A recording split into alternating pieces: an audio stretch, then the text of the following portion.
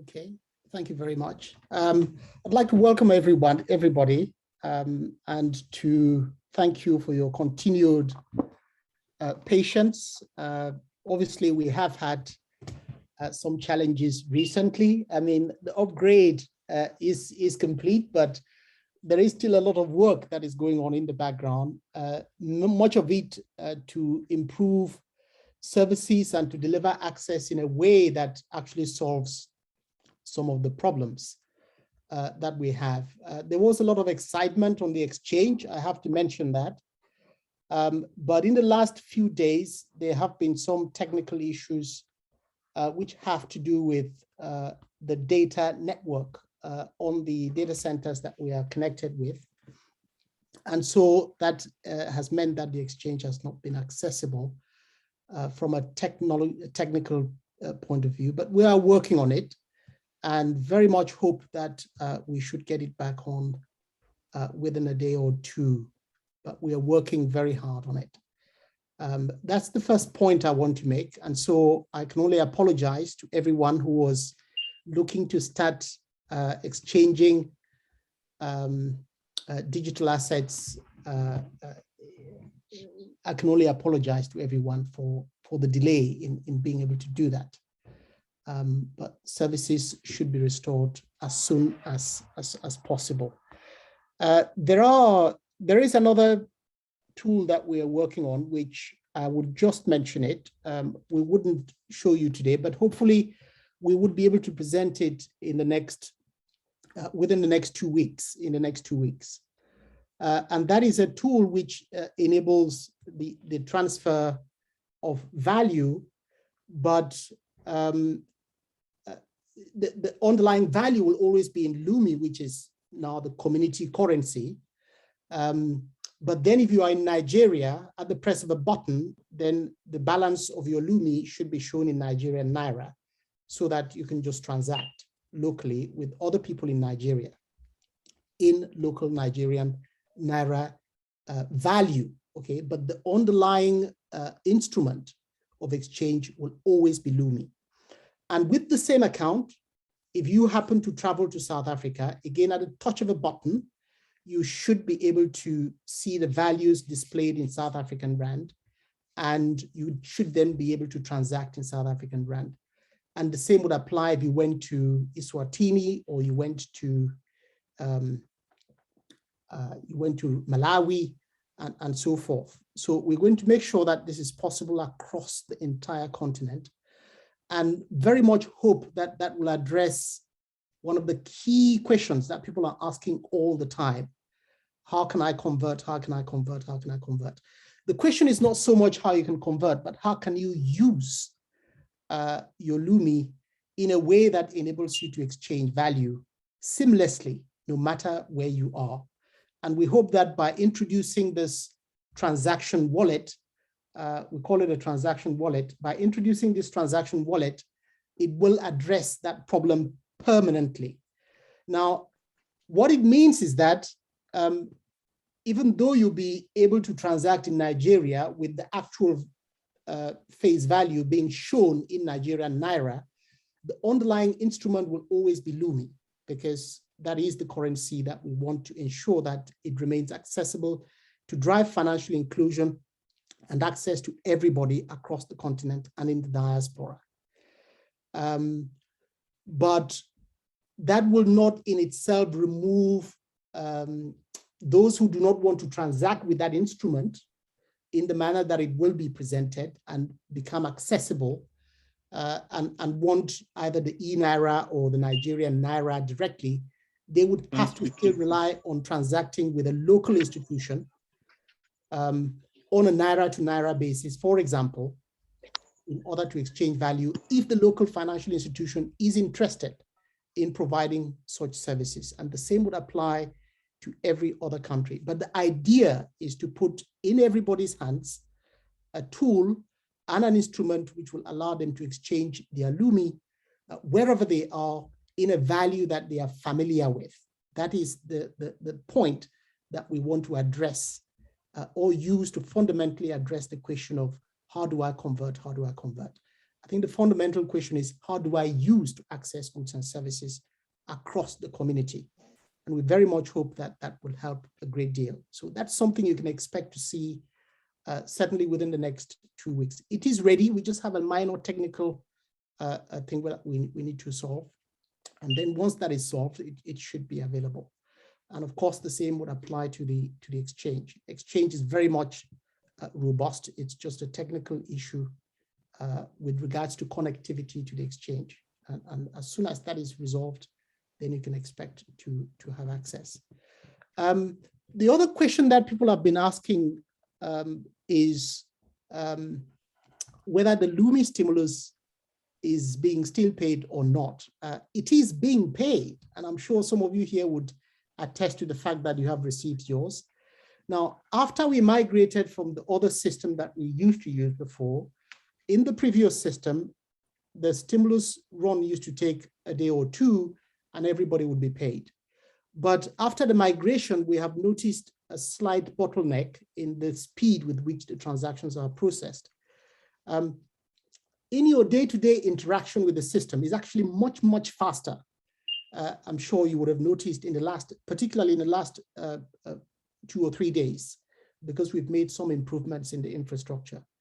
But having said that, the rate at which the actual scheduled transactions are processed is now much slower. And we are seeing that the Lumi stimulus is paid every three seconds on average. And if you work on the basis of a transaction being settled in every 3 seconds,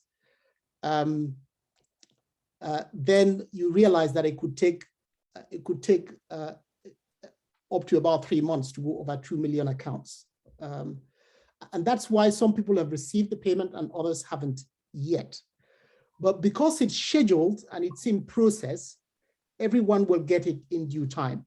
And at the same time, we're working very tirelessly in the background to identify the bottleneck, which is causing a slowdown in the way the transactions are executed. And once we identify that, we'll get programmers on it, and it will be resolved, hopefully as soon as possible. But that is why some people might think that the stimulus payment is not going out, but I can assure you it is going out, and it is now going out every day. So every day, at least 5,000, or 10,000 or more receive their payment. I'll give you the exact number. If we work on the basis of 3 seconds on average, then in 24 hours, we have times 60 in minutes, times 60 in seconds, that's 84,000 seconds. If we divide that by on average about 3, then you can expect that at the moment, the rate of payment is about 28,000 per day, okay? But there are over 1.7 million people with accounts. So some people have been paid and others are still in the queue being processed to be paid. But no one will miss out and everybody would receive their due because it's been scheduled and it's all automatic and automated from that perspective. And as soon as we improve the rate at which the payout is performed, then you will be able to see that yourselves. The other thing that is happening is that in order to keep down costs, not every we're not sending an email notification on every transaction now. Okay, this is really just to keep down costs. I think the entire community may not be aware of the drain in resources that running the infrastructure is putting, and this is really becoming quite a bit of a challenge. We have to be open about it. And so even though we have started asking people to pay a support fee in order to support part of the infrastructure and to support and to cover the cost of providing support to people, that quite frankly is not enough, and we are still having to be very tactful in the way that we deploy the resources. But hopefully once conversion is achieved and we can use the Lumi that we currently have to convert into US dollars, because our infrastructure, unfortunately, is paid in US dollars. Once that is done, then obviously we will deploy back all the services that you can expect. And notifications will still be coming through as regularly as possible.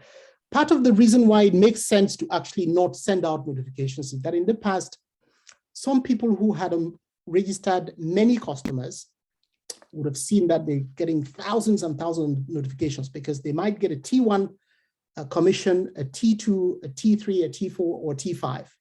And all of that combined is quite a lot of payments for some people. And you will notice that those payments are still coming through on any day. If it is out of the 30,000 or so people that are being paid, if any of those were registered by you, then on that same day, you will get your commission paid.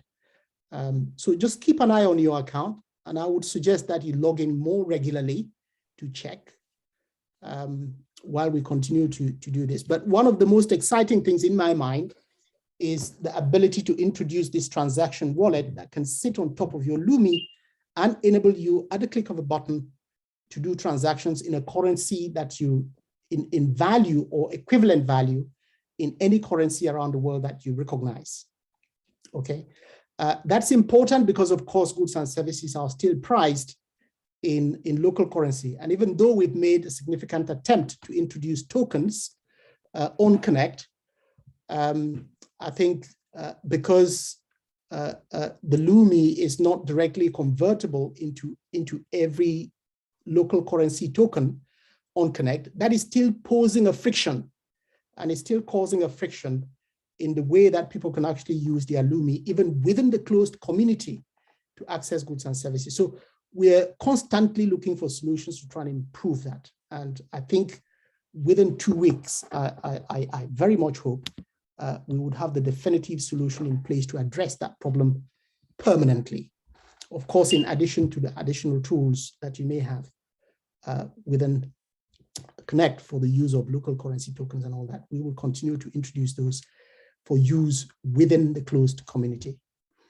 Okay, I think those are the 3 key areas that I wanted to update you on, and to make sure that everyone is aware that there is a lot of work that is still going on in the background.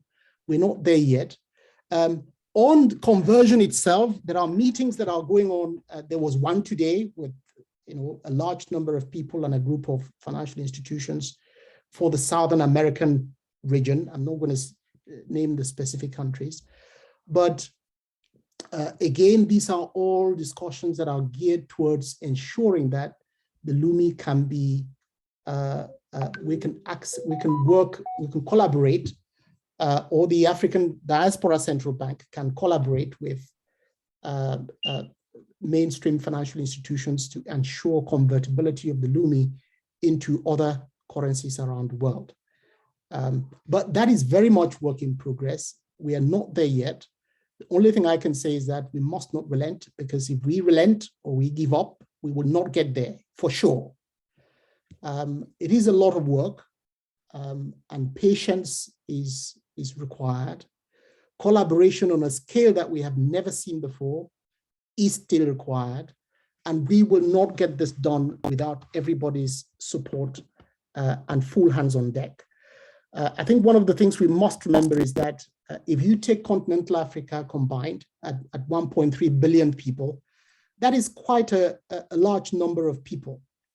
And if we can all come together and provide support for the Lumi and adopt it as a currency of choice, even within the closed community, if everybody joins that community, it becomes such a large community, even on a closed basis, that other institutions would just start queuing up to provide services to that community. And that is how powerful our numbers are. And we must not relent on that front. And at the same time, I'm sure that amongst us, there are people with expertise in different areas. We now have a private cloud environment, which we can open up for people who want to offer development. So if there are people within the community that understand WordPress, that can build websites for local businesses, that need to create a local space for those businesses to have presence and to access other digital services that they probably would not have been able to access before, they should get in touch so that we can begin to build that ecosystem. We need to develop solutions to solve and address local problems. We cannot expect others who do not quite understand the intricacies and the challenges that are faced at a local level every day by people to come up with the solutions to address these problems. So we need to think those through and come up with the answers in as much as we can. And those answers may not be perfect out of the box from day one. We just need to be very focused on making sure that we can continue to improve them. We've come a long way. I think 2 years ago, if anyone said that there could be a digital currency that is distributed in real time to many, many people, they would have said no. But of course, since we started, many countries are now coming up and are seeing the value of introducing a digital currency in their own right. The e-Naira has been launched in Nigeria. And there are probably more people with a Lumi account in Nigeria than people holding an e-Naira account. I don't have the statistics, but that's probably the case. And we would continue to have conversations and engage at different levels to try and see how we can promote the effort of the adoption of the e-Naira side by side with the Lumi. When that opportunity presents itself, we will jump at it as quickly as possible. And there are conversations that are taking place, which, of course, at this stage, we would rather just keep them as conversations until something really happens that we can report to the community. So that's all I have to say. It's more of an update to many people who have been very excited about doing many things. I know delays are not good. They are never good.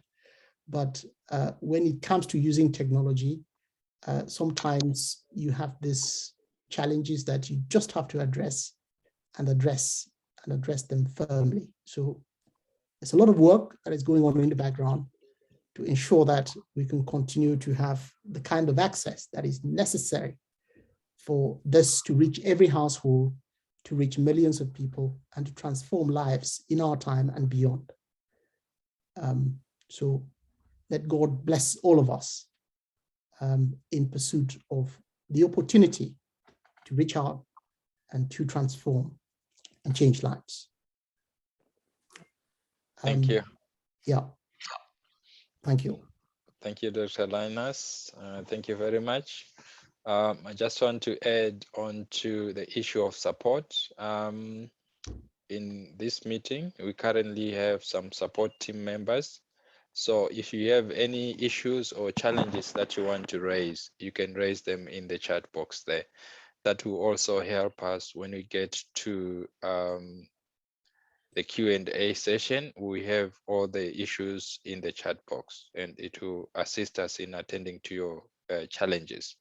In addition to that, we also have a help portal whereby you can select either you go through the documentation that is already there in the help portal, or if you don't find what you are looking for in the documents, then you can raise a ticket. And there are always agents who are on standby to attend to your ticket. We have them in different time zones. So please be rest assured that we'll attend as soon as we can possibly do that. I see Brother Mbi, you are now online. You may come through now. Thank you very much.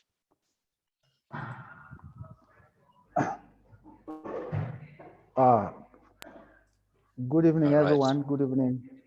Good evening. And I've just joined, but I joined and I heard just the last part of Dr. Linus's address and the points that he was raising.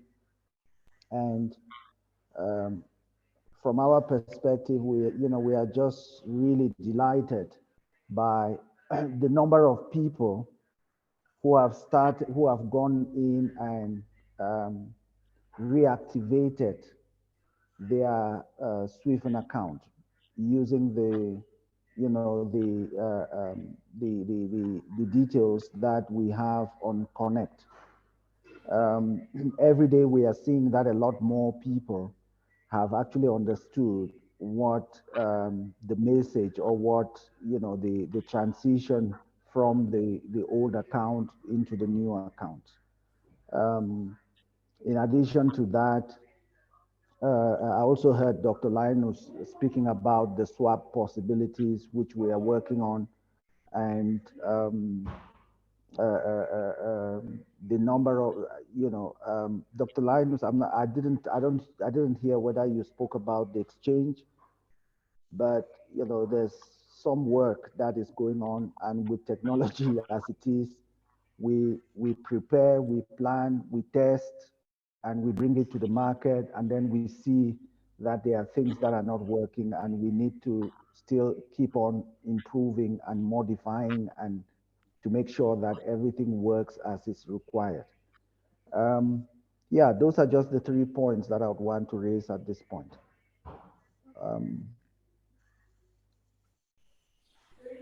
Brother Seth?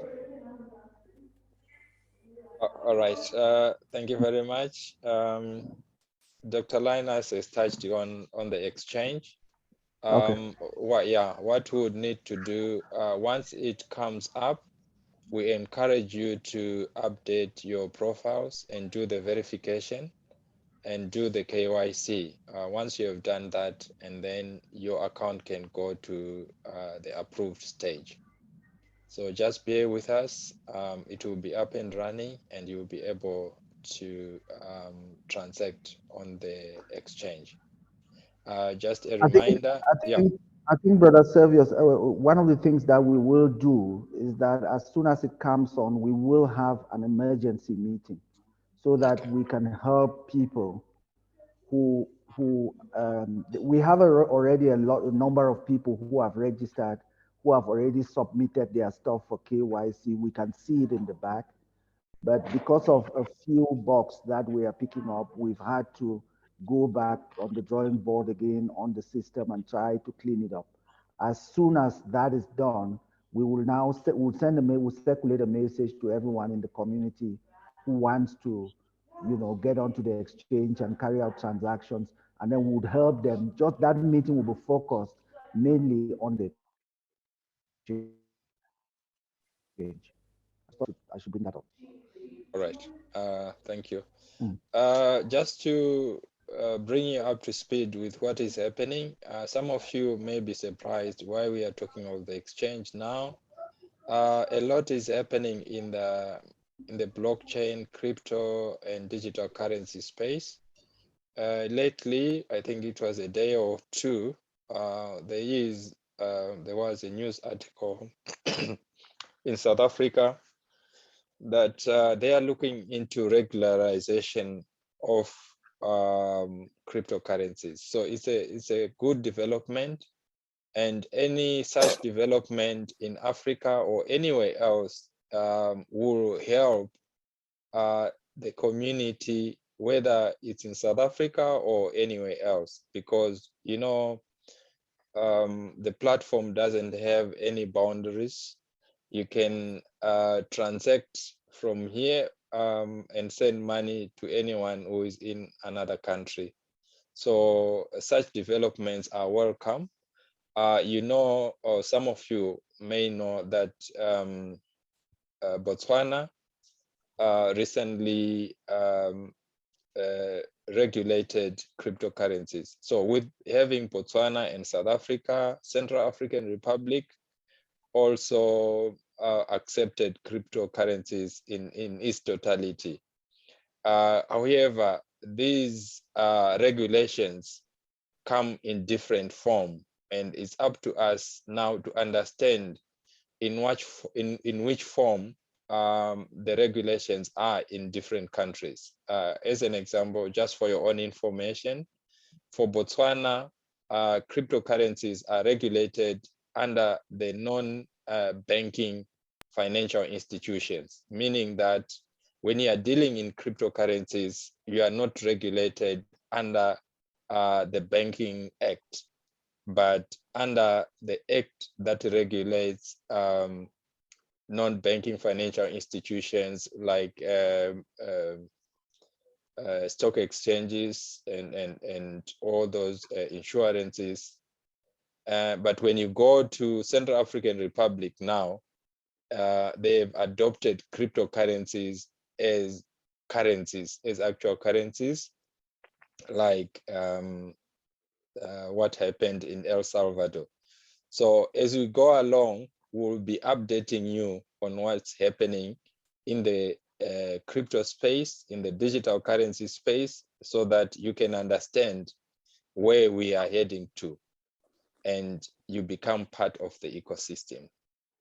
So that was just an update from my side. Thank you very much.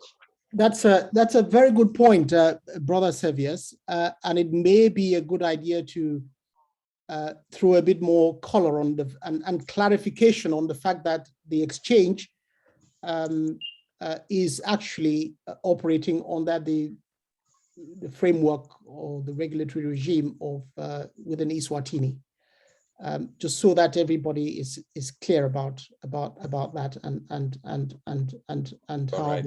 they can access. Right. Okay. Yeah. What it means then is, although we are talking of the exchange being in the cloud and you being able to access it from anywhere, we have to be very clear that we conform to the regulations of whatever we are operating under. So in this case, we chose to have the exchange domiciled in Eswatini because we have a trading license for that particular purpose. Although you can access it from anywhere else, but the trading license is under a company called Blockchain Tech, which is registered in Eswatini and has a trading license to operate digital currencies and cryptocurrencies and do the trading, just to be clear. Thank you.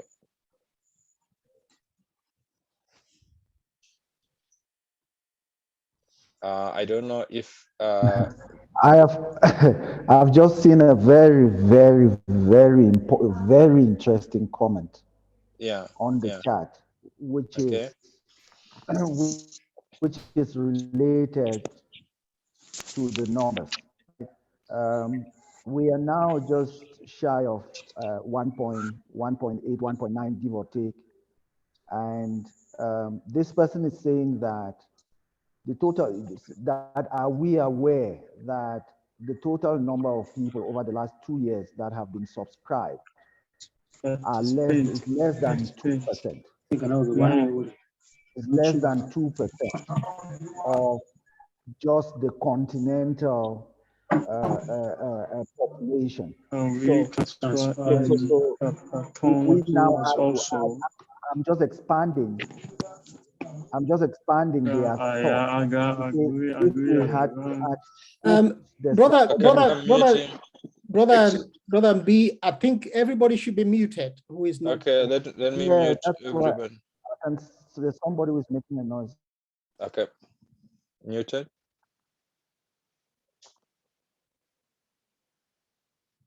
You may unmute yourself, Brother B. I think you're muted now. Please unmute yourself. Hello. Okay, please. I'm in. Okay, all right. Hello, brother. Yeah, so, hello. Who is this? There's somebody who is still making a noise. Please, when we get to, people should be able to raise their hands. Excuse me, Brother B, can we just alert Note 3 to mute? It's Note 3 is continuously coming in and unmuting and All right. We don't want to remove you from the meeting, but if you continue to do that, we'll be forced to do so. So please, let's all mute Yeah, ourselves. so the point this person is making is really fundamental, right? They are saying that we are very, we are below 2% of the continental population based on the number of people that we have onboarded on the platform and who have access to the Lumi thus far. This is very, very interesting because if we had to, I'm just expanding their thought now. If we had to also include the, the diaspora number, which is, well over 350 million, it would mean that we are probably somewhere around, in fact, they are saying 2%, we would actually be less than one, just below 1%, give or take, or just a little above 1%. That is actually a clarion call for us all, to actually understand what this whole movement is about and how important our contributions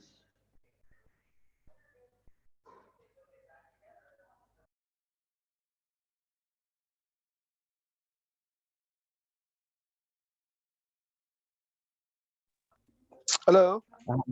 Yes, can you guys hear me? My mic went off.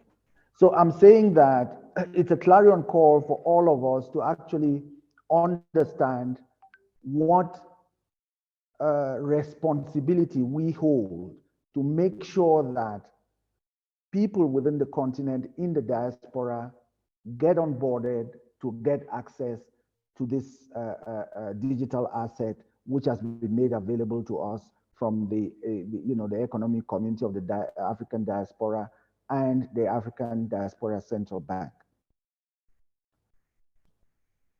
This leads me to a conversation that we've been having internally, which is the general participation and contribution of everybody who is part of this movement. There is what we call in economics, the modern economics, the community commons, right? Which is the fact that we are not supposed to be only consumers, we are supposed to be prosumers, which means that we are producers of assets, products, which the rest of the community can benefit from. Everyone who is part of this movement should be able, one, to be able to onboard new people who do not have access to the platform and access to the Lumi. They should, everyone who is part of this movement should be able, in doing that, you also get a benefit in that you become almost like the agent for the people that you have onboarded, and there are benefits that would accrue to that. There are some products which we are working on right now where, apart from your Lumi benefits, there's going to be other additional benefits out of the Lumi benefits. And those benefits, if you have onboarded 1,000 people, those benefits would accrue to you 1,000-fold, right? So everyone who is part of this movement should take this as an important message. I think the person who put that message is Sarah. It's a very, very important statement they are making in that. Yeah, it's Sarah. Yeah, that it is. we are still at 1%. If we look at it squarely, Yeah. we are still at 1%. So imagine that every one of us, every day or every week, is able to onboard 3 more people. Yeah. Correct. Everyone is yeah. able to onboard 3 more people. That is going to take the numbers up significantly. And what does that mean? It translates to much more people getting included in the digital economy, which we're advancing into. So, Yeah, so actually, I think that's yeah, very, no, very important statement. it's a very valid point. And at that point, Brother B, I would like to applaud. I think she's here. Yeah, I can see she's here. A young lady who was bold enough to approach me on LinkedIn. And she started by saying, I don't know whether this is appropriate, but I'm looking for a job. I'm unemployed. I just finished my internship in May. And may you please mute your mics? So I'm going to mute. Carry okay, on, brother Seth. all right. So yeah, I then responded to her. I said, contact me. She contacted me and we had a chat. I got to understand why she's in that situation. And I think we had a discussion for about 20 or so minutes. I then invited her to come and join. I referred her to one of the ladies we are working with. And that's the kind of approaches that we need to have. She lives in a community where she can make a change within a community. I further asked her what she's doing, and she told me that she did certain training in textile technology. She's also into IT stuff, and she runs a hair salon. And then that's what I said to her, because she had told me that she's unemployed. And I said to her, you can't be unemployed. You have to be doing something. And that means if you are doing something, then you can be self-employed or running a business. She's an entrepreneur because she's running a business. I then invited her and she's here now. And I hope she's going to continue. I even said you can list your hair salon on the platform, and you can actually, she's also selling hair product. So that's the kind of people we are looking for, who can make a change within their communities and encourage others to be part of the ecosystem, because there's a lot that we'll be doing that, especially the young people, instead of just saying, no, there are no jobs, I'm unemployed, you can find yourself something that you can do even when you are in the comfort of your own homes. There's a lot that you can do instead Fantastic. of And going that is out the there. Yeah. reason, that is actually the reason why we have Connect. Okay? That is the reason why we have Connect. When you go into Connect, there are thousands of people. Every day there are thousands of people coming onto Connect. And what are they doing? People are posting, people are making statements. You can actually go onto Connect and say, I have this skill. Is there anybody who is looking for somebody who has this skill? We have to use these tools, ladies and gentlemen. All these tools are available to all of us in the community. Everyone who is part of this movement, there should not be any reason why we wake up and say, I don't have a job. Because when you start interacting within the community, when you start engaging within the community, someone is going to show you into something. Someone is going to point you into a direction that you need, into a direction which is going to help in building your own environment. In fact, at the end of the process that we are on right now with the number of products, everyone's page on Connect is going to be like a market. Everyone's page on Connect has to be like a market. You have to be putting all the information, everything that relates to you, improvement of your community, improvement of your family, transformation of the things, things that are happening around you. We are, Dr. Linus in one of the meetings was saying, guys, let's use Connect as a knowledge base for this community. And that is the intention we had when we said, let's have Connect as the entry point. Yeah. So I am really, really excited by the fact that someone within the community is actually taking note of some of the conversations we are having in the back, and they are able to articulate it, in a message on the chat. Every single person in our community, every single person who joins this community should be an active person in one way or the other, because it turns out becoming beneficial to you as an individual, to your family, and to your communities. So let's not just, we have to walk away from this situation where we have been a continent that's always waiting for people, for manna to come from heaven. Let's participate, let's engage, let's communicate within the community on Connect, where the traction on Connect is become really, really interesting over the last month, 2 months. And we want that to increase and to continue, because it gives people even a lot more visibility on what is happening within the community and the possibilities that are out there for everyone. The people who actually registered with Maverick, a lot of them are getting engaged in things that are even beyond what people within the community know. There are even artists who contacted Maverick, and they are probably going to get contracts for performances that they would never have had.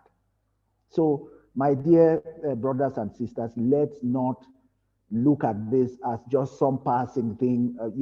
I just want to get my stimulus, and then I just want to be able to convert it, without thinking about the bigger picture of the economy of the continent and the transformation of the lives of people within our communities.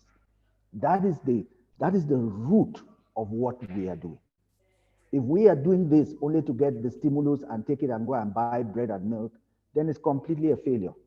It's really not going to transform our lives. I'm of the opinion, I may be going on and on a bit, because this is a very, very important part of what our lives have been. In fact, all of us have been on a road where it's about how do we contribute to the transformation of this continent. I don't know. I don't like what we see, where there is a war, because there's a war somewhere in the Middle East. Our people would struggle to make bread because we don't have wheat, we don't have enough flour and things like that. Yeah. We don't have fertilizer to plant, and and then the leadership of our continent has to go to Russia to beg them that please release, open up some space for us. We are not involved in this fight. That's really, for me, it's a very sad day. It's a sad situation for us. And it cannot be perpetrated. We cannot allow this in this, our generation, as the younger generation, the middle generation of the continent right now, that we get to the next generation and they come and the questions that they will be asking us would have no answers for them. So every one of us have to be active one way or the other. We cannot be passive in this day and age. We can't. So that's my point on this one. Yep, it's a collective responsibility, and whatever tools are being put in place for collaboration, they're really there for collaboration, and we need to leverage them as best we can to create value, not just for ourselves, but for the community, and not just for our time, but for the future generations. That's so important. Now, many people may be looking at what's going on Connect, for example, on the commission structure that we put in place, which is 5-tiered, that is running and it's active. At the moment, of course, it's for Lumi related transactions, but talks are ongoing, conversations are ongoing on how, one, we can provide the tools to make it easier for you to use your Lumi where you are.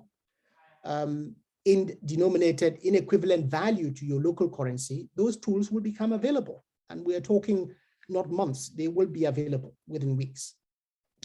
Conversations for conversions are ongoing. I mean, these are on a large scale involving different countries and all that. So those are also ongoing. Now, when that pops, when that happens, and Lumi suddenly becomes convertible, it wouldn't be as easily accessible as it is now. And if you had not started onboarding people and earning your commissions, then you wouldn't have as much to play with. I'm just going to share my screen very quickly and show you on a particular account, just in terms of what is currently still ongoing. I'm going to try not to show the name on the account just for privacy reasons. But if we select T5 commission here, this person obviously hasn't received T5 commissions, but T4, have they received any? No. Have they received T3 commissions? Let's see. Yes. That was back in, there was some in June, there was some in July. Have they received T2 commissions? We can check. Yes, they have quite a lot of it, as you can see. Okay. Some of that was back in June, some on the 1st of July, 2nd of July, 3rd of July, 6th of July, 11th, 12th. Now, what about T1? T1 is where is commission that comes from transactions relating to people you register directly. Look at the level of T1 commissions in this account. These have been paid today, okay? They are in Lumi, they are small amounts, no doubt, because this represents 16% of the fee that is charged. And that fee has now gone up, it's 2.5%. So you're talking 16% of 2.5% on the amount that is transferred. And so take a look. This is today, okay? Now, many people on the audience will have received payments today, like this one. So these payments are going on in the background. And because we're not necessarily constantly sending out notifications to people to say that you have now received this, many people are not actually aware that this is actually ongoing and it's happening every day. It's happening as we are here now speaking.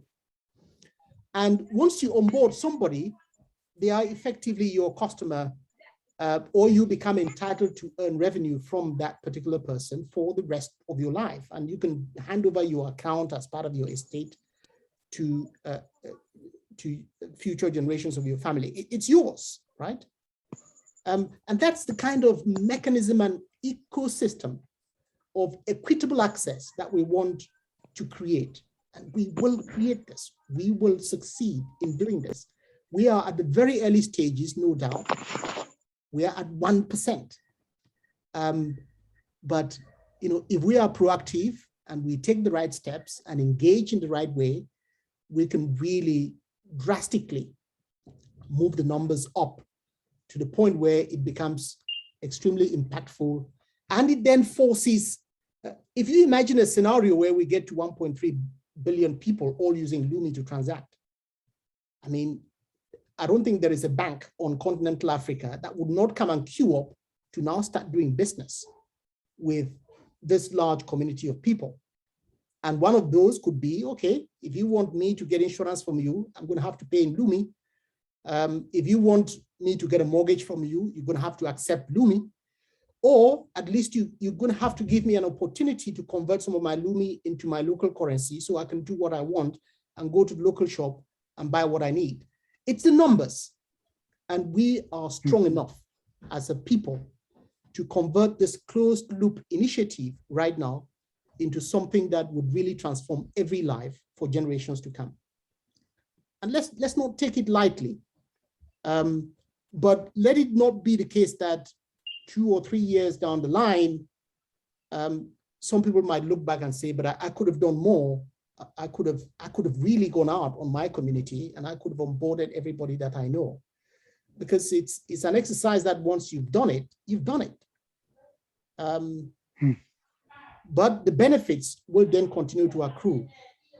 And those benefits are coming. I mean, we are in conversations with people that are now currently testing how they can engage, for example, to provide credit cards to members of the community. We're not going to talk about it in detail, but these are things that are in the making and they are coming our way. And those that have been proactive are those that are going to necessarily benefit the most. But it is equitable. It's access for all in a way that nobody stops you from doing what you need to do but yourself. So let's engage. Wow. Let's carry on. You see, Dr. Linus, you are going into spaces that I thought I should just hold back, but it is very, very important. Very important for everyone to actually understand what we are talking about, right? It's true. This image Dr. Linus is showing, there are hundreds of thousands of people within our community who are receiving money every minute on in this community. Every minute they are receiving commissions in Lumi. Those same people, what Dr. Linus just mentioned at the end, we are engaging with a number of participating organizations that are partners to this movement. And they are bringing a number of products as well. Those same people will be getting in Lumi, in dollars, in euros, in different currencies. That is what we are talking about. So if we sit and we are only waiting that somebody is going to come from somewhere and then only come and help us and convert the Lumi, we'll take the 100 Lumi, $100 equivalent of Lumi and go and buy bread, then we have not understood what this movement is about. This movement is about access, it's about economic empowerment, and it's about transformation of our communities. And anyone who is part of this community and we're just sitting and waiting, then you are wasting our time. Because as you see, that is just one person's account. You can see how many transactions has happened today. And while we are talking, transactions are still going on that account. So my dear brothers and sisters, we are really in a place where I think this meeting today is more to give perspective to everyone, that let's not just sit and think that, everything is just going, we are just going to get $100. That's not the objective. $100 cannot send your children to school. $100 cannot pay, the medical bills we are looking at right now. In fact, in South Africa, the announcement today was that the medical bills, medical costs for this year have increased well over 25% this year alone. Yes. So, my dear brothers and sisters, this movement, this community is about economic transformation of the people who are part of this community. You join the community, you are active, know that the benefits are going to accrue. Those who have been active, the benefits are accruing to them, and they will keep accruing to them. Dr. Linus also mentioned something which is very fundamental. Even at the end of your life, you can transfer this account as an asset to your families. Let's not be bystanders, because the world is changing, and the world cannot change. And we as Africans, we continue as followers rather than taking our own destinies in our hands. If we are waiting that it's the political class on the continent, it's the leadership, political leadership of the continent that is going to change the lives of the people of this continent, then we have another thing coming. Then we still do not understand what's going on. The responsibility is ours. You're very right there, Brother Mbi. It actually reminds me, was it yesterday, I had this conversation with one brother from one of the countries where we are having discussions, and he was actually telling me that one of the government officials has been given instructions by certain investors that any investment has to come through them. And then I said to him, you are now accepting to be recolonized if you are to do that. Because how can you have someone who comes out of Africa and then telling you that you should not accept any investment from anyone but from me? So these are the things that we should take into our own hands and pave our own destiny in terms of what we want our future generations to enjoy. The responsibility is with us now. If we don't do it, then they'll ask, they'll be reading about this. They will start asking, what were you doing? Or maybe they will be asking our children or our grandchildren to say, what were your fathers and mothers doing when all these things were happening? So the time is now for us to take responsibility and act. I just wanted to add that point. Another another very important point which people have still not seen. You may have noticed that the trend on investment for digital technology financial services is actually facing Africa at the moment. What does that tell you? It tells you that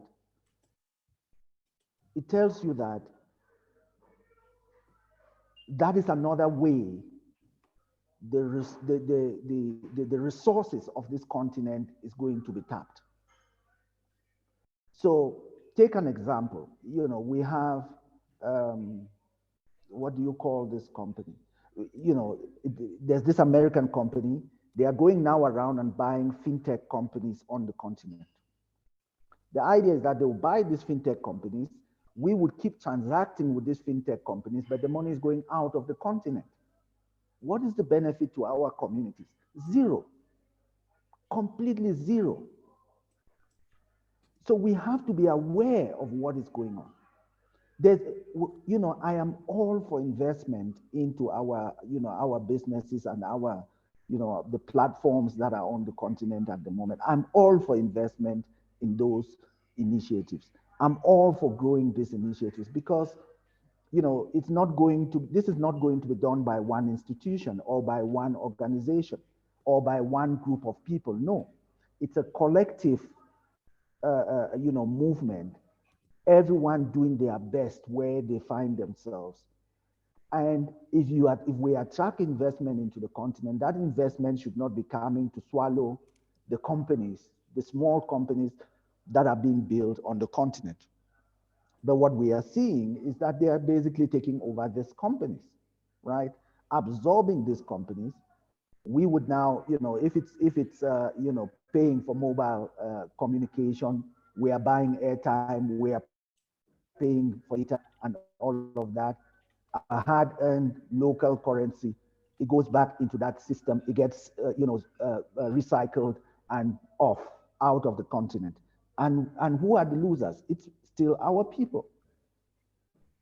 So we need to be aware of these things. We need to take our responsibility. We need to take our future in our hands and help people within our communities to access these platforms, you know, to be part of this movement, register as many people as possible. In fact, we had a meeting last week and these partners were talking about a 2-tier commission. Dr. Linus, they were talking about 2 or 3 tier. Was it 2 or 3 tier?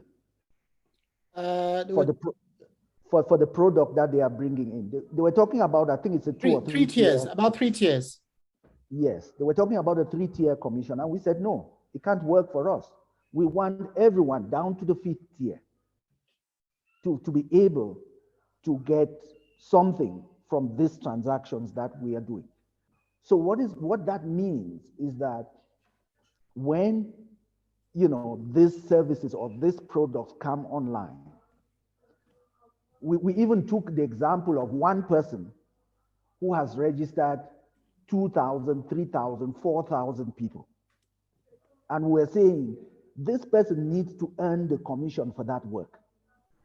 For the 3,000 people that they've registered, they may not even participate in this specific program, but everyone that they have registered who is a participant in that particular product or service should be able to give them returns. And the way it's set up is in that way that your real responsibility to start is registering people, getting people registered, getting people onboarded. That's your real responsibility. Beyond that, it's structured in a way that whatever happens with those people, you would get returns. You would earn the returns, of the different tiers. Even when that person, you register one person, the person goes and registers another person, that other person goes and starts registering, you earn up to the 5th level. You earn up to the 5th level. So let's not look at this and think that, maybe some of these things that, like what Dr. Lionel showed, those are things that you guys are not seeing and you may not really understand how it's working in the back. But that's a clear example of how it works. So rather than 3 tiers, we're talking 5 in our case in this community. So every product, everything that comes into the marketplace, into this community, it goes down 5 tiers. Once you've registered the people, you've done the major part of your role. I could probably give a very quick sneak preview of the transaction wallet that we talked about earlier. Yeah. Please show it. Please, I think we should just show the interface and show how it will work, maybe with 2 or 3 currencies. So yes, everybody can see it and understand what we're talking about. So let me share I'm going to share my screen again and just show you. Please, this is still working. It is work in progress. And I say that with a caveat because we haven't opened it up yet. So don't rush to go and create an account. We're not, if you have an account on the SWIFIN platform with Lumi, then you would be given the opportunity to use this service, because the only value that will be injected into it is not your local fiat, it will be your Lumi, okay? And once you have, this is an example, if you can see, if you have an account with Lumi in it, in this case, 9.4 Lumi, the idea is that if you are in South Africa, then you can just simply select South Africa and it converts your value into South African Rand. You can then do your transfers, pay your hotel bill, pay your restaurant. That is a member of this community to start with. And of course, when Lumi becomes convertible, you would then be able to walk into a bank that is a partner bank and transfer the equivalent value to the bank cashier. And the bank cashier can then just give you the physical cash in the local currency and you walk out. Okay, but that's when Lumi becomes integrated with the financial institutions and conversion outside the closed community becomes available. Okay? We are just preparing the tools. But I'm giving you an example of how a bank or a local financial institution could participate in order to offer conversion. Okay. If you travel from South Africa to Nigeria, again, you simply would click a button and you would have all your values in Nigerian Naira. And while in Nigeria, you will do all your transactions in Nigerian Naira direct. The underlying value that is being exchanged will always be Lumi. But you can now transact using this transaction wallet with value that is denominated in any currency of your choice. And what we want to eliminate is remove the need for conversion. We want to encourage transactions and real-time exchange of value using Lumi to drive financial inclusion to a level that we have never seen before. To make it possible for somebody who is traveling from South Africa to just arrive in Cameroon and be able to transact, or arrive in Nigeria and be able to transact, or arrive in Senegal and be able to transact, or to get on the phone and order something from somebody in Nigeria and be able to just send them a payment in a currency that they recognize, but the underlying value that is being transferred will always be Lumi. And while all the arrangements and discussions are going on, this is a tool that we hope would permanently remove the conversation and the focus on conversion. How do I convert Lumi into Naira? How do I convert Lumi into this? The question is, how can I use it within the ecosystem to exchange value, to access goods and services? As Brother Mbi said, we need to be producers. And in the conversation that I was having with Brother Mbi a few days ago, I made an analogy with the local market. I grew up as a young boy, and when it came to time for rentrée scolaire, which is return to school, I would have read some chicken, I would have read some goats. I would take a goat and I would take it to the market and I would sell the goat. I'll get the money, I'll buy books, I'll buy cloth for my uniform, I'll buy my pens and everything else, and I'll come home. So within this community that we're all part of, the idea is that each and every one of us is producing something that somebody else needs. What we need most is a mechanism of exchanging that what we produce or what I produce and what I need, of exchanging it in a manner that is easily accessible to everybody. Okay. And then of course, if you don't have Lumi, that's a different question. The question is, how can you get it? How can you borrow it?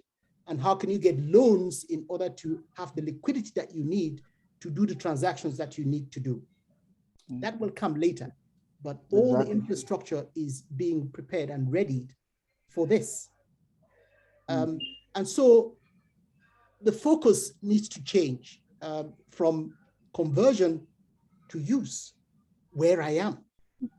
How can I exchange value with members of the community? Okay. So just on this score, the marketplace, the store, the medical platform, the access to credit, digital credit, airtime, paying of local service providers and all of that. For us to achieve that, we need to start registering all these people on the platforms that we have available to us. Because once they are now on the platforms, then we would take the discussions to the next level where we say, this is our, these are the resources we have. Yeah, these are the resources we have. So really, ladies and gentlemen, let's not stay ignorant. Let's not, remain where our forebearers have been over the last 50, 60 years post colonization, and we expect that things are just going to change by their own. It's not going to happen. We have to get our hands in, onto what we have in front of us. Hello, Brother B. For ourselves, for our families, for our community. Yeah.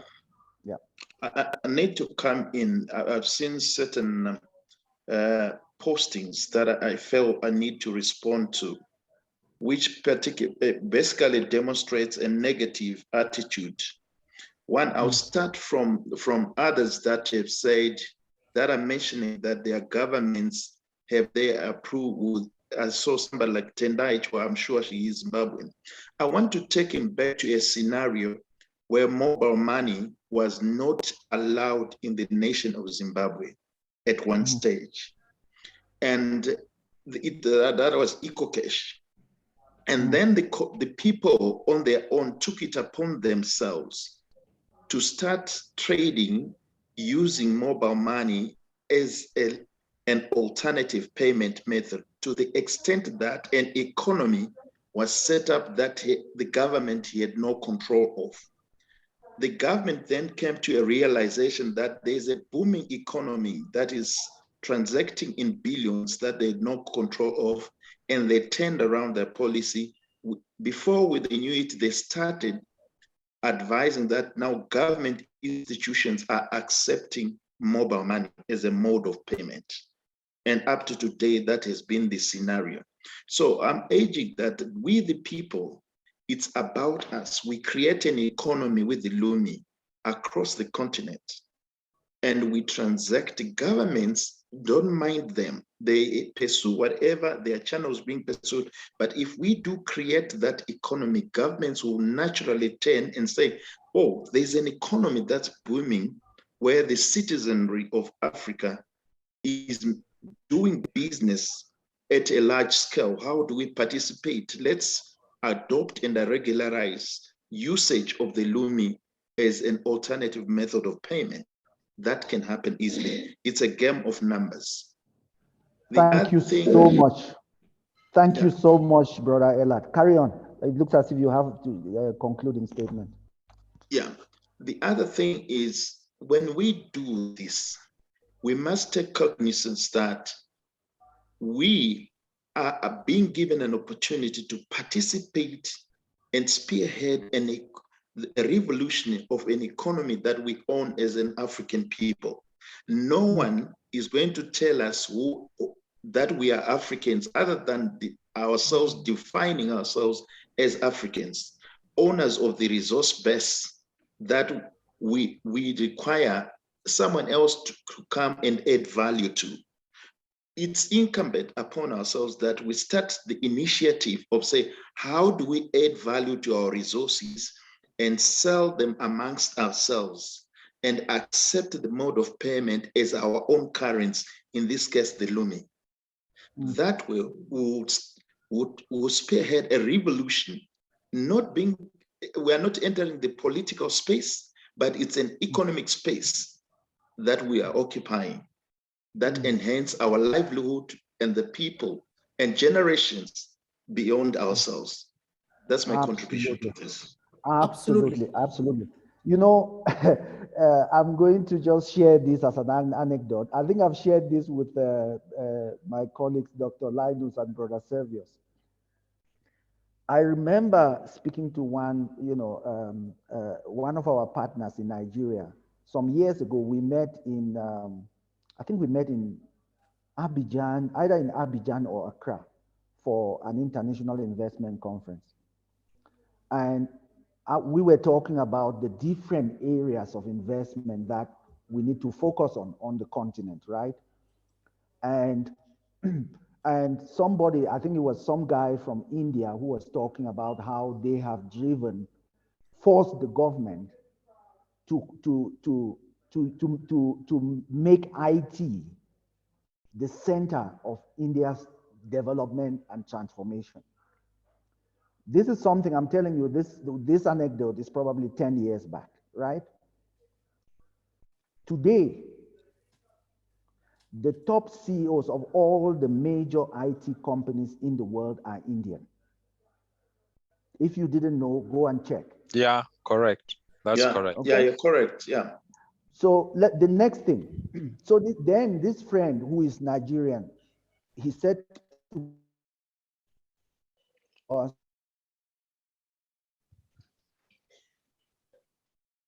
you know, when Nollywood started, everybody was, you know, people castigated the guys who set up Nollywood and said, oh, these guys, what are they even doing, right?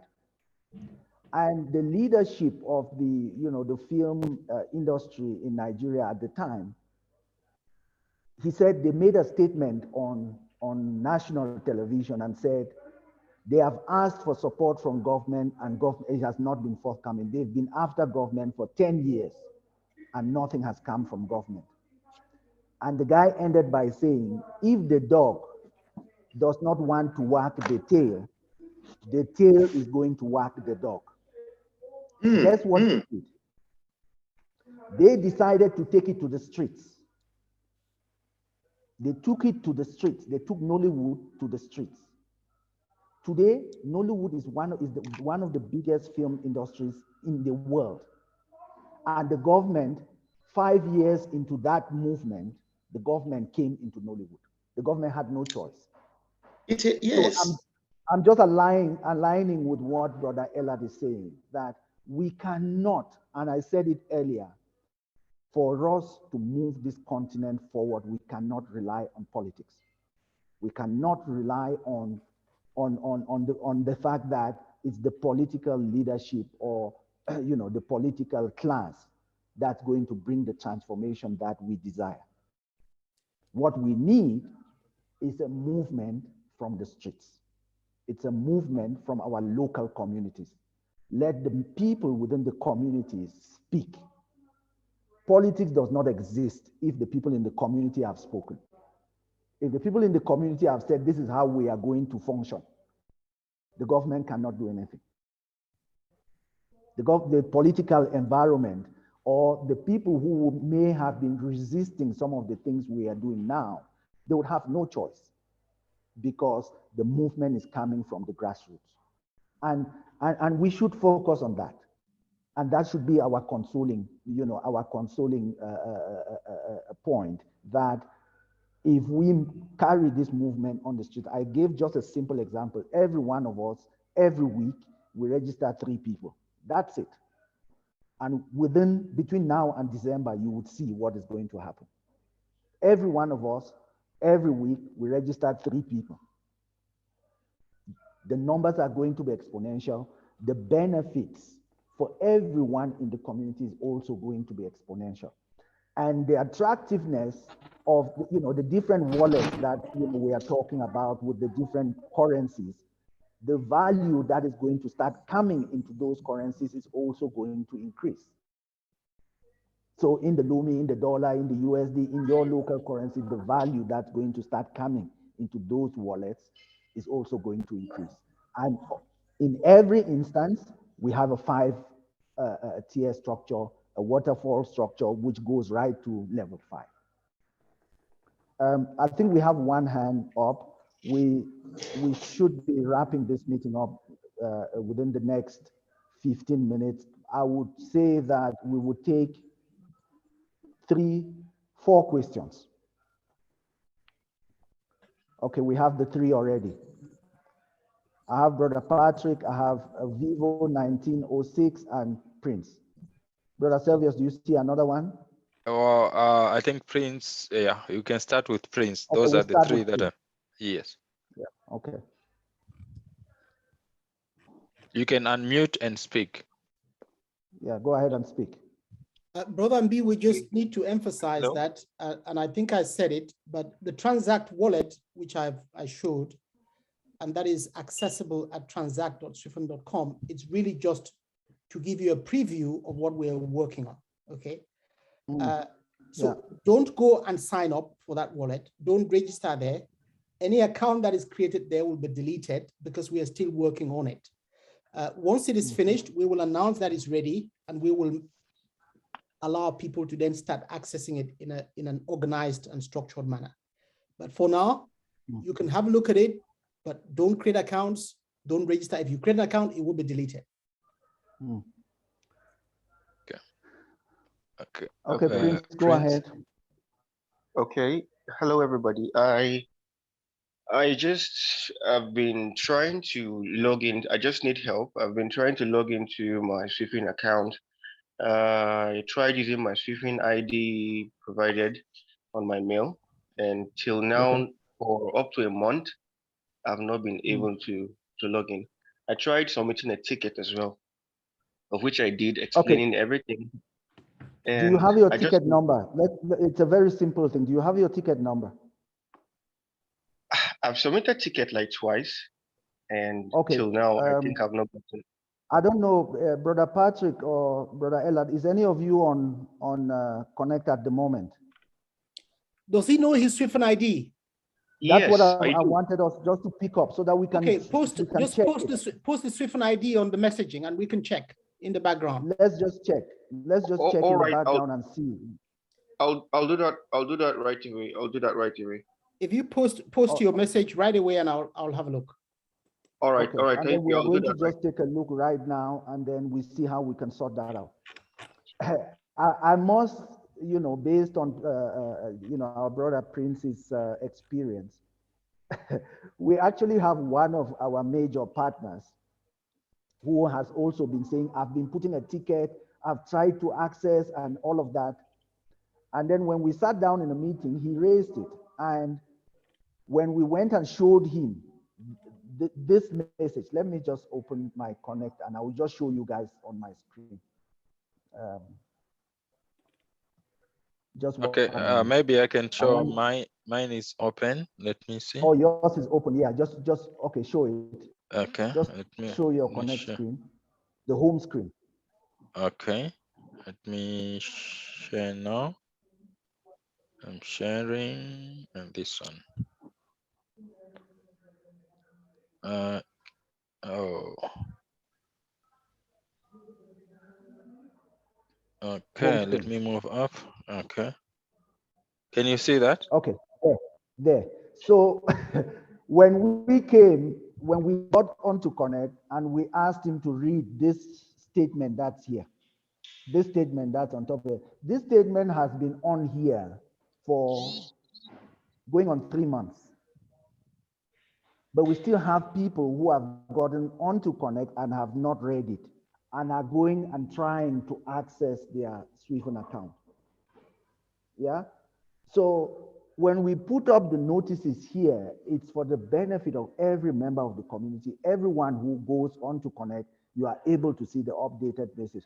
We have left this message here because we know that people are still, even people who are very involved in the movement, they also don't get the time to read some of these update messages that we put in here. So if Brother Prince has put his this thing, I think we'll check right now, and okay, it's there. I've seen it come through. Brother Dr. Linus, it's there. It's 19 something. Just okay. Go into it and deal with it. Let's go to the next person. The next person would be Brother Patrick. See, and he's not able to act. Okay, the account is there. I mean, I've just seen it. So, Prince, have you tried entering 44cc to log in? Yes. And what happened? I tried. Okay, I think maybe I was having network issues. At the time, I tried using the 44cc, of which it took me to a page that was blank, and the page was just blank. So I don't know the password. I think there was the first ticket I submitted, they were telling me, oh, sorry, the last ticket I submitted, they were telling me. Let's sort this out right now. Let's sort this out right now. Servius, can you show him what to do? Oh, okay. Because other people would also benefit. Interesting, he's saying the page was blank. You were supposed to enter a new password. Oh. So yeah, did you reset your password? Okay, like I think I did, but I don't. The reason why I could not remember the password was the blank page it showed. So I was thinking the thing did not accept the password. So then since then I've been struggling. I didn't actually save the password I used because of the blank page it showed. It didn't show me anything. So I was thinking maybe it did not accept the new password. So I didn't save it on my head. And since then I've been trying to. So hold on. Did you go in and change the password? Honestly, after using 44cc, did you change the password? Because normally with 44cc, it will push you to change the password. Did you do that? Correct. Yes, I did. And that's what if you did that, it means what you now need to do is it's another reset. It's not from 44cc. Maybe Dr. Linus, maybe let's just go in and see whether he has the last updated. Yeah, let him try the 44cc again. Do you have access to the account now? But Brother Servius, I think you need to show, if you can just show your screen, people need to see where they go. I think there is a possibility that people are entering the wrong username and password in the wrong place. Okay. All right. Let me share my screen now. Maybe meanwhile we can have Brother Patrick to come in. Yeah, Brother Patrick, go ahead. Thank you, sir. My questions, I have two questions, more from a support perspective with regards to queries that we are encountering. The first one is with regards to email addresses on SWIFIN accounts. Remembering that all along we have had people that were having problems with their SWIFIN accounts, the email addresses on their SWIFIN accounts. I would like to find out from Dr. Linus, would it be possible, or would it be considerable that now that we are in the process of updating profile details on SWIFIN accounts, would our users be allowed to edit their email address if there is a need? Because we have had some tickets of people asking to change the email address, either it's not working or they do not have access to that email address on a SWIFIN account. I think for now, and this is something we can review, but I think for now we can enable the support team to make that change on behalf of the customer and not the customer doing it themselves. Okay. Yeah, Yes, I mean, part of the reason is Dr. Linus, but there, what we need to have, or maybe complete what you're saying, because I think you are going to where I wanted, what I want. Because if you can there's a level of access security, there's a level of security that we need to maintain at that, especially with emails. That's right. There are some key parameters that somebody cannot change on the account. And I think the email address is one of them, and the name and their SWIFIN ID, they can't change that. So if they have a real issue with their email, I think they would need to submit a ticket, and then we'll see how we can sort it out. But if they can access their own account, I would suggest, I think we're going to look at that, and then we would share with the support team what they can do, because my thoughts are that it has to be somebody who has a problem with their email address. It can't just be anyone who just wants to change an email address. Correct. And then on the basis of that, we would have to triangulate and make sure that is not someone who is trying to take over someone else's account. Yeah, because we have to verify that they are the owner of the account. We have to do a lot of verification and make sure that it's the owner of the account who wants to change the email address. It cannot just be an open this thing for changing of email, because it's a key parameter for people's accounts. Before you know it, someone's resources would disappear from their account, and we would be sitting with a more serious problem. Yeah. All right. Second question, the next one. Yeah. My second question is with regards to creating a payment PIN. I remember at some point Dr. Linus showed us where it was. If I'm not mistaken, it was supposed to be by you log into your SWIFIN account, you go to personal, then among the options you will find an option that says create payment PIN, but it's no longer there.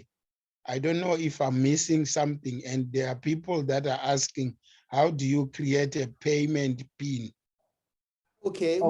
We introduced that so that there is another layer of security on the account. But again, given that it's happening at the same time when we are transitioning from the old system into the new one, and people are having to gain access to their accounts, that was turned off. But so that if you want to approve a transaction, you can just use your password to approve it. But if there is popular demand for it, we can reinstate it, so you use another parameter. I think for now, we would maintain it as is for now. Yes. The reason we left it like that, Brother Patrick, is because we would end up with a lot more queries of people, with password issues and all of that. We have just given it a certain period. Up to a certain period, we would reactivate the payment PIN. Okay, yeah. But however, from the inquiry that I have, I actually have a ticket on the help desk. This person tried to make a payment, and then a payment PIN was requested. So now they said they now need to know how to create a PIN. So maybe I see. So they can use their password. That's the way, that's what is there. oh, okay.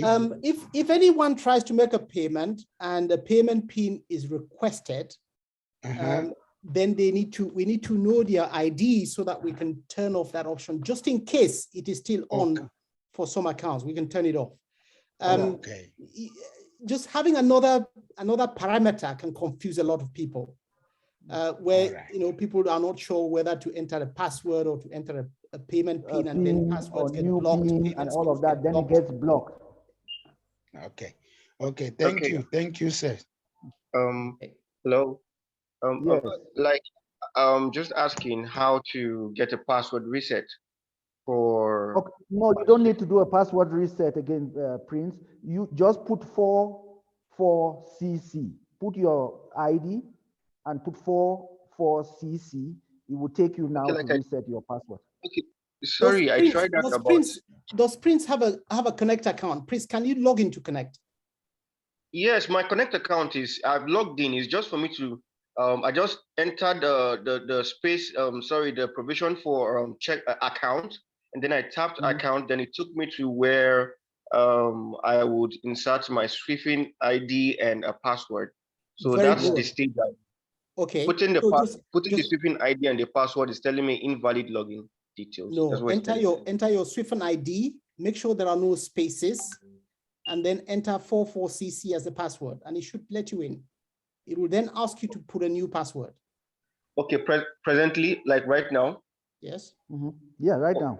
Yeah, do that right now. Okay, thank you. I'll do that. Okay, maybe we can move to Timothy. Timothy. Yeah, thank you. Timothy from Nigeria. I want to take it up from where Brother Patrick left off. Timothy, I'm a bit concerned. Yes. Can you hear me? We can hear you, Timothy. Go ahead. I am still a bit concerned with this issue of not putting layers of security when accessing your SWIFIN account. The reason being that, okay, for instance, I have some persons I have registered. I have access to their SWIFIN account. If I was to scam anybody right now, I would pick any of their SWIFIN account ID and then use 446 and change the password. So I feel that something needs to be done concerning that. Then anybody can just walk into anybody's account and take over such account, especially for our local people who are not late concerned. I want to just share it here.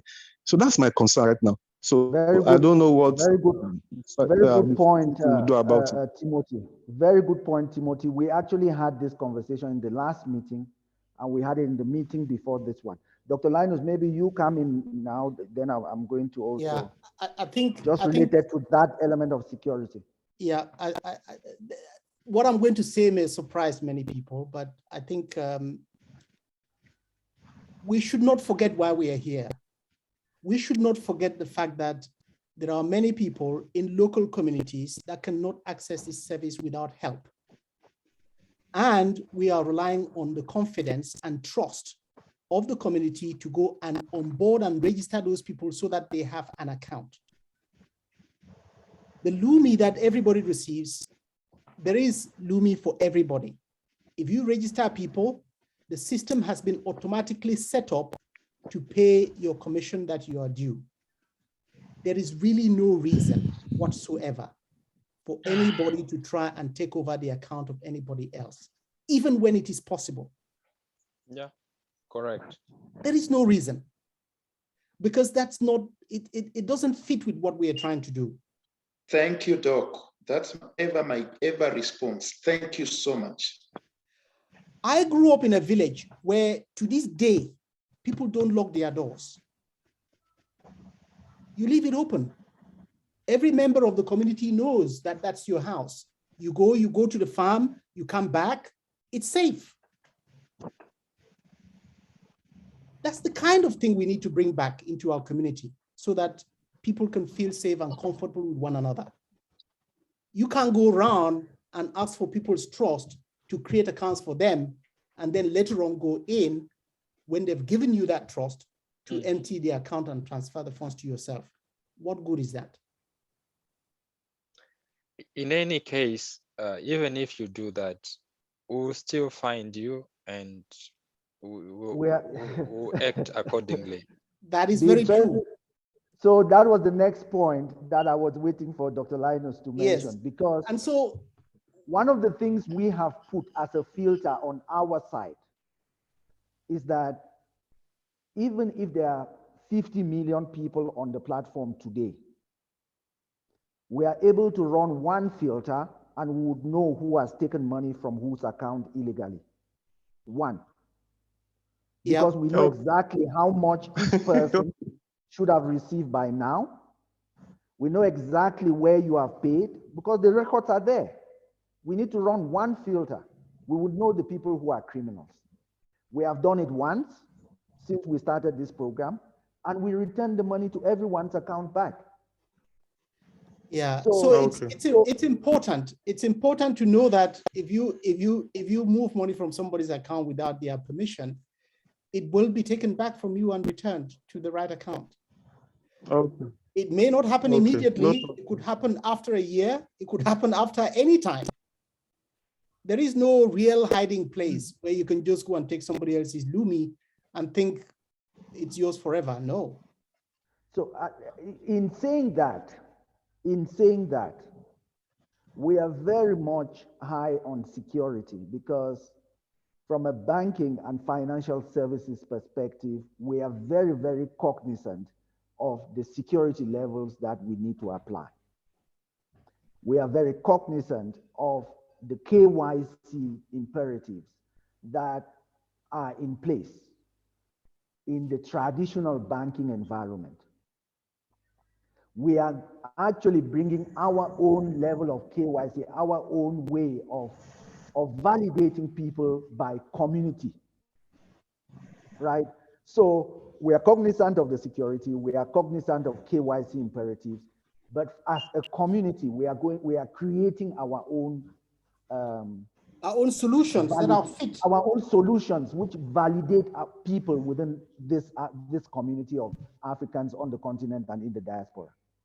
Yeah, we're talking about community in the sense that, you know, just so I finish, I don't forget this, I don't run out.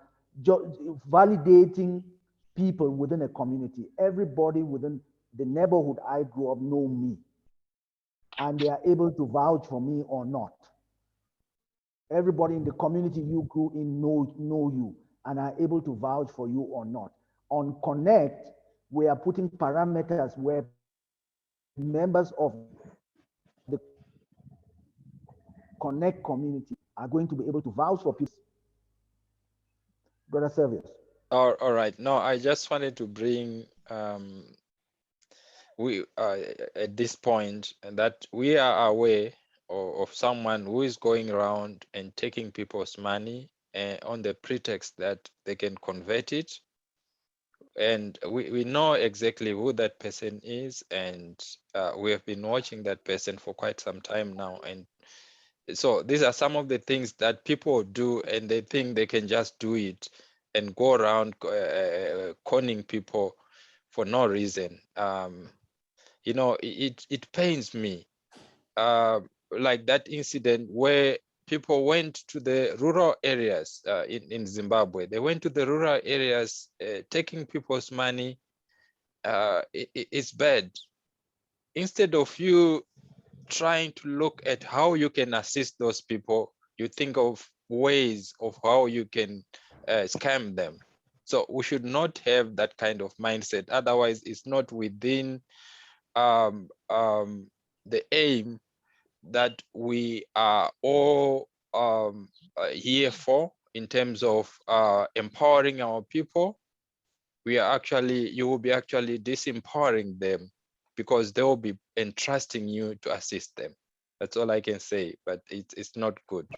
Yeah, and when that happens, it means that in order to protect others from that kind of behavior, we then start imposing stricter and stricter mechanisms of doing transactions, when in fact it should be much easier.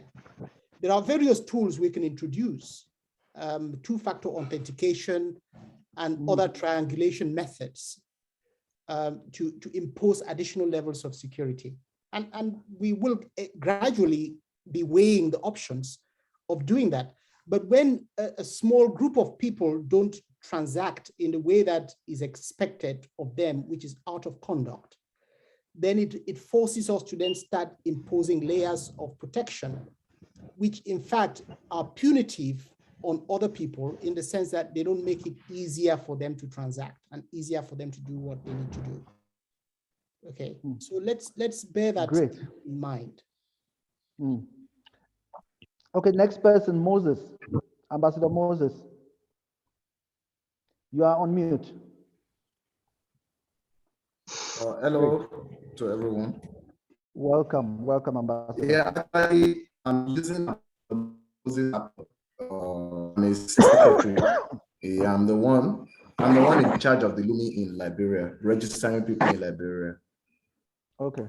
There are people, my question is, or my concern is, there are people who are registered for the Lumi, and most of them have not been able to get their names or their SWIFIN ID. Like, for example, I went to the brokering area and I printed the registered members, which is this. And the numbers I'm seeing here is 277, but I registered more than that.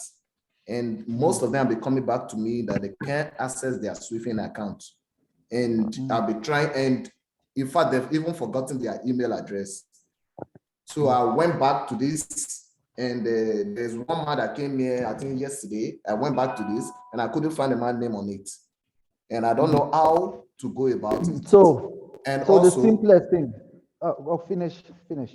Okay, also, the last time I got my SWIFT payment was in March 28th. And even the commission, and up to now, I've not received any commission or payment. Okay, so Ambassador Moses, what we're just going to recommend right now is that if you have anybody that you registered and they come and you check on your own interface, on your brokering page, and you don't see their name, please send it to us on the support listing. And then we are going to triangulate and see where that person registered, who helped them register, and all of that. And we would add them to your brokering list. Okay, no problem. And then if there's data that you can't find on a specific account, let us know as well. Okay, no problem. I'll do just that. Just get the name, get the phone number, get the email address, and put it on as a ticket. The second point you raised, or you wanted to say something first before? Actually wanted to talk about the support plan. Okay. Can I go ahead? Go ahead. Yeah, my boss, which is the Ambassador Moses. Actually, my name is Jude. Okay, Jude. Yeah, I'm the IT person here with him. He is the ambassador. Ambassador Moses is the ambassador for Sweden. The support plan, he wanted me to register for the support plan. I said after the meeting, then we can go ahead and register. So I want to know all about the support plan. When we pay or when we register for the month, what will happen? What are we going to what will happen? Okay, so the support plans, as you see them outlined, they actually give you in each of the support plans the value and the benefits of each of the support plans. So when you go into it, read what is, the value in the support plan. Another place you can go on to help, you would see it in there as well. It gives you all the values for each of the levels, and the choice now is yours as to what level of support you would require. We even have the support up to the level of premium where, for people who want to do integrations and things like that, because that also takes a lot of time from the technical team.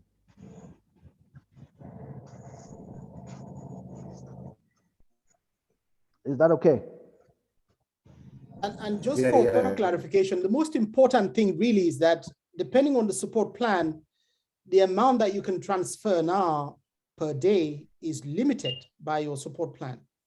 So there is a very important reason behind that. It's one, imposes a level of restriction that is reasonable and fair, but also allows people to contribute towards the ecosystem to make the difference that we are all trying to make.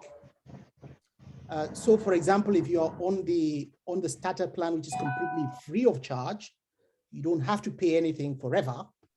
You can only make a payment of 0.99 per day.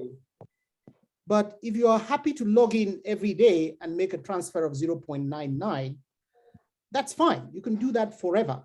So on average, one person gets 6.29 Lumi, 6.26 Lumi per month. So they can spend that in 6 days effectively. They can transfer all of that in 6 days.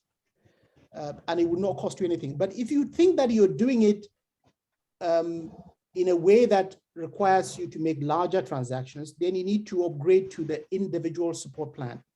And the individual support plan will allow you to transfer up to 99 Lumi per day per transaction. Okay? So once it hits that limit, then you wouldn't be able to do any more. You have to wait until the following day. If you think you need to be able to transfer more than that, then you need to go to the business plan. The business plan makes provision for 999. If that is not enough and you're doing this for business transactions and you think you're going to be transferring more Lumi than that, then you need to go to the premium plan. Now, for all those plans, they don't provide access where you can develop your own application and integrate via API. The one that allows you to do that, the plan that allows you to do that is the enterprise plan. And so for that, you need to subscribe to the enterprise plan so that you can create your own mobile app. For example, people are saying that we've turned off the mobile app.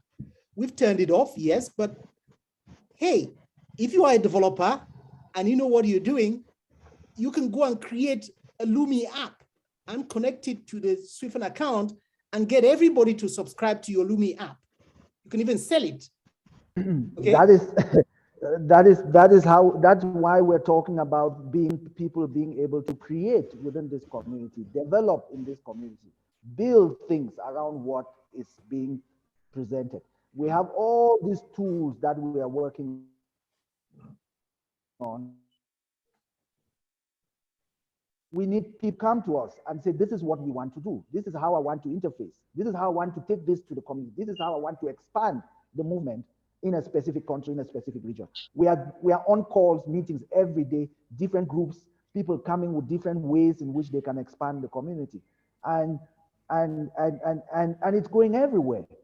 In Africa, in South America, in the islands, in the Caribbean, in the US, we're dealing with people like who are developing, creating, and expanding the network in that way. So let's be creative. Even though Dr. Landis is talking about the app, he's talking about the app, but we have it now on a PWA, not on an app. Okay, which is a progressive app on your phone. But that's what we're offering out of the box as standard. Yes. Yes. Because we're offering that out of the box, it doesn't stop anyone else from developing an app, connecting via API, and promoting that app. As long as you're able to connect via API and access the Lumi, then people will be able to transact on it, right? Yeah. But we can't do everything. We can provide the base skeleton and the base foundation that other people can build on and do all the creative things that they need to do. I did call out right earlier on when I made the introductory opening statement that, you know, we even have a cloud infrastructure now, where if you are a developer and you're looking for an environment where you can very quickly build applications and things like that, talk to us.